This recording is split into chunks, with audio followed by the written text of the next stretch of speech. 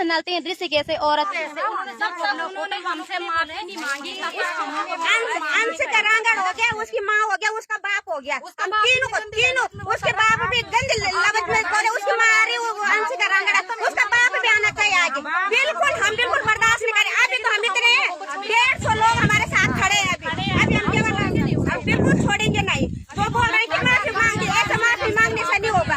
अगर तुमने इंसान को मार दिया उसके बाद बोले। हेलो दोस्तों, नमस्ते। मैं मीना नेगी स्वागत करती हूँ आप सभी का अपने यूट्यूब चैनल के साथ उत्तराखंड की इन खूबसूरत वादियों से।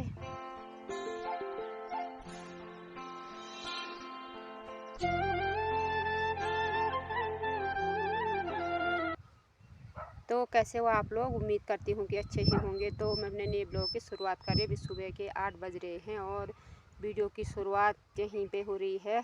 घास लेने के लिए आ रही हूँ यहाँ पे, सूखी घास लेने के लिए। तो धूप बहुत तेज़ लग रही है तो यहाँ पे छाया में बैठी हूँ। और आजकल जो भी टाइटल है वो अनीसा जी के बारे में है और उनकी माँ के बारे में। तो हम भी अनीसा जी के बारे में कुछ कहना चाहते हैं, तो वीडियो में बने रहे मेरे साथ आगे। तो अनीसा रांगड़ जी की माँ ने जो भी कहा, जितना भी कहा, बिना सोचे समझे कहा। तो आज देखिए पूरी पब्लिक उनके घर तक पहुंच चुकी है। होटल लाइन वालों की बीवियां जितनी भी है उनके घर तक पहुंचने के लिए तैयार है। और अनीसा जी जो भी रील्स बनाए और जो भी वीडियो बनाए उस पर मतलब कोई कमेंट ना करें, कोई उसको देखे ना, यहाँ तक पहुँच चुकी है। तो उसने जो भी कहा बिना सोचे समझे कहा। और अगर सोच के कहती तो आज ये दिन देखने को नहीं मिलता है। उन्होंने अपनी बेटी के फ्यूचर के बारे में नहीं सोचा, उसी टाइम के लिए सोचा कि हाँ मेरी बेटी को इन्होंने ये कह दिया। तो पर ये है कि जब इंसान सोचता नहीं है तो उसका यही असर होता है। बिना बोले कहते हैं कि सोचो तो लो और फिर बोलो। तो उन्होंने बिना सोचे समझे जो कुछ भी कहा है तो आज उसका भुगतान वो कर रही है और उसके साथ साथ उसकी बेटी भी कर रही है। तो सारे लोगों का यही कहना है कि उसकी जो रील्स है वो देखी ना जाए, इस पर कमेंट ना किया जाए और लाइक ना किया जाए। तो ये है कि गाली सुनना किसी को भी अच्छा नहीं लगता है।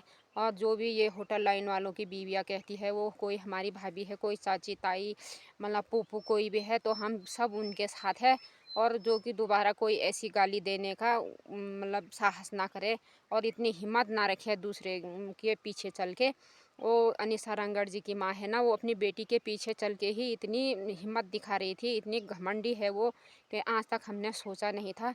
उसको जानता ही कौन था? जब उसकी बेटी सोशल मीडिया पर आई तब से लोग उसको जानते हैं। और उन्होंने कहा कि जो कुछ है मैं और मेरी बेटी है। उन्होंने बेटी से पहले अपने आप को लाइन पे खड़ा कर दिया और बिना सोचे समझे ये सब कहा। तो अब उनको इसका भुगतान करना पड़ेगा और सारी पब्लिक उसके पीछे पड़ी हुई। तो पब्लिक का कहना है कि मतलब कोई भी गढ़वाली फिल्मों के एक्टर या गायक कलाकार कोई भी है, कोई मतलब आवाज़ नहीं खोल रहा है, सब चुप बैठे हुए हैं। और केसर पवार और अनीसा रांगड़ भी चुपचाप घर के अंदर बैठे हुए हैं, कुछ बोल नहीं रहे हैं।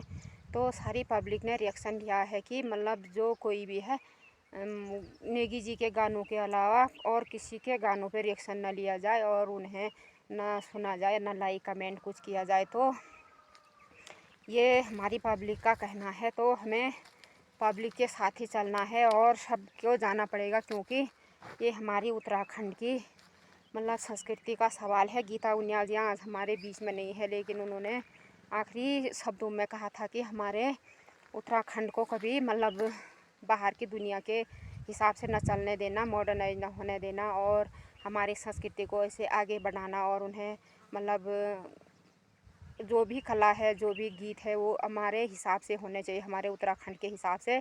तो उन्हें बाहर के हिसाब से न चलने देना। तो उनके शब्द इंसान को हमेशा याद रहेंगे, हर किसी को। तो ये है कि मतलब इंसान चला जाता है, वो इसकी ज़ुबान और उसकी बातें रह जाती है। तो वैसे ही गीता उनियाल जी की बातें भी हमारे बीच में है। कोई मर के भी ज़िंदा रहता है और कोई जी के भी मर जाता है, ऐसी है ये दुनिया। तो हम अब ऐसा चाहते हैं कि मतलब हर कोई चाहता है कि उसकी माँ ने जब तक नाक रगड़ के माफ़ी नहीं मांगी तब तक उसे कोई माफ़ नहीं करेगा। और होटल लाइन वालों की बीवियाँ तो रोड पे उतर आई है और कह रही है कि माफ़ी मांगने से कुछ नहीं होता है। अगर आप किसी को ये गीता अनीसा रांगड़ जी की माँ है जो उसको कह रहे हैं, अगर आप किसी को मार देंगे और उसके बाद कहेंगे कि हमें माफ़ कर दो, तो माफ़ी मिल जाएगी आपको। ऐसा नहीं हो सकता है, हम आपको माफ़ नहीं कर सकते हैं। हम आपकी बेटी के कैरियर को बिठा के ही रहेंगे, तभी चैन की सांस लेंगे। तो उस लेडी ने जो ये गंदी गालियाँ दी है, ये अब सब मतलब यूज़ किए हैं, इनको हम हरगिज़ भी मतलब माफ़ नहीं कर सकते हैं। उसका नाम पता नहीं क्या है, उसको सिर्फ लोग अनीसा रांगड़ के माँ से जानते हैं, लेकिन उसकी कोई पहचान है नहीं। तो उसने अपनी पहचान दिखा दी कि मेरी क्या पहचान है और मैं क्या हूँ, यही उसकी पहचान है। आजकल लोग कहते हैं ना कि कलयुग है, तो ये सचमुच का कलयुग है। कोई तो अपने लिए जीता है और कोई मतलब दूसरों के लिए जीता है। तो उसने सिर्फ अपने बारे में सोचा है, अपनी बेटी के बारे में उसने बिल्कुल भी नहीं सोचा है, एक सेकंड के लिए भी नहीं सोचा है। कोई तो घर में लड़ाई झगड़ा होता है तो घर के बाहर भी गाली गलौज करने से डरते हैं कि क्योंकि लोग सुनते हैं। और किसी के संस्कार देखिए, पब्लिक पे जा रही है गाली देने के लिए, सोशल मीडिया पे खुले गाली दे रहे हैं। तो ऐसे भी इंसान होते हैं दुनिया में। तो क्या कहें इनके बारे में, हम ज़्यादा कुछ नहीं कहना चाहते हैं। लेकिन जिनके लिए ये गालियाँ हैं, जिनके लिए नहीं है, ये हमारे लिए, हम उत्तराखंडी है और हमारी संस्कृति के लिए गाली है, हमारे भाई लोगों के लिए ये गाली है। तो हम ये गालियाँ हरगिज़ बर्दाश्त नहीं करेंगे। और जो आगे बढ़ता है हम उनके साथ आगे बढ़ने के लिए तैयार है। यहाँ तक कि मैंने देखी है रोड पे बहुत सारी भीड़ है और ये सारी होटल लाइन वालों की बीवियाँ बहनें माँ सारी है। तो ये अपने घर वालों के लिए मतलब इंसाफ मांग रही है इस गीता उनियाल अनीसा रांगड़ की माँ से। मुझे बार बार गीता उनियाल जी की ही बातें याद आती है, तो उनका नाम ही ज़ुबान पर आता है और आना भी चाहिए, क्योंकि वो हमारी संस्कृति के लिए एक मतलब क्या कहते हैं उसको, एक मिसाल है। तो वो याद आनी चाहिए और उसका नाम ज़ुबान पे हर बार आना चाहिए। तो ये जो गंदे लोग होते हैं ना, उनका नाम ज़ुबान पे लेके भी ज़ुबान पे नहीं आता है। तो अनीसा रांगड़ जी ने तो कुछ नहीं कहा, लेकिन उन्होंने अपनी माँ को समझाया नहीं कि ऐसा नहीं करते और ऐसा कहना नहीं चाहिए। कोई तो था उनके पीछे से जो उनको समझा रहा था, लेकिन वो समझने के लिए तैयार नहीं थी। लगता है बड़ी ज़िद्दी घमंडी औरत है, जिसने मीडिया पर आके इतनी गाली दी अपने परिवार वालों के, अपने बड़े गार्जियन होने के पीछे।